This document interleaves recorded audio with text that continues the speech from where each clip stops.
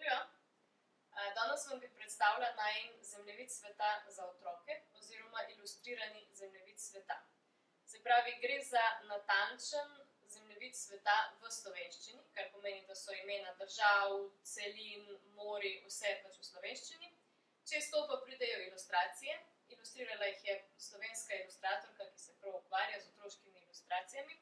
In narisala je gor najbolj, rekla, prikupne možne ilustracije. Imamo različne živali, rakuna, losa, lenivca, potem v Evropi bizona, zajčka, krokodila, pač ni, da ni živalc. Potem imamo tudi razne, rekla, znane stavbe, recimo kip Jezusa odrešenika iz Rio de Janeira, Machu Picchu, Sagrado Familio iz Španije, ne vem, Taj Mahal v Indiji.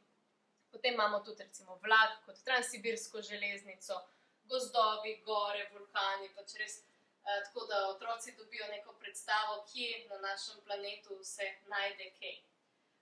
Zemljevid je natiskan na močnejši papir, 300-gramski in pa tak majčkeno povoščen je tukaj, da je v bistvu odporen tudi za neko otroško, če rečemo, igranje oziroma raziskovanje tega zemljevida.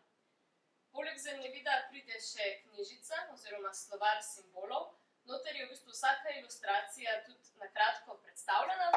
Se pravi, noter so po abecednem redu, tukaj imamo lenivca, ki ga najdemo v Južni Ameriki, še enkrat ilustracija in potem je kratka razlaga, opis recimo te ilustracije, v tem primeru lenivca, nekaj zanimivih podatkov.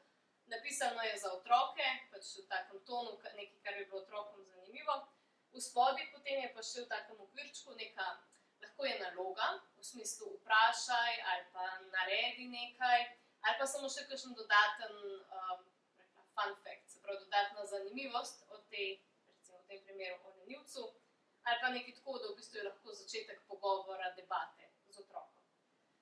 Tako da, ja, to je to, se pravi, to je najin ilustriran zemljevid sveta za otroke, recimo, kot smo rekli, v slovenščini, z ilustracijami za otroke in zraven pride še knjižica z razlagami.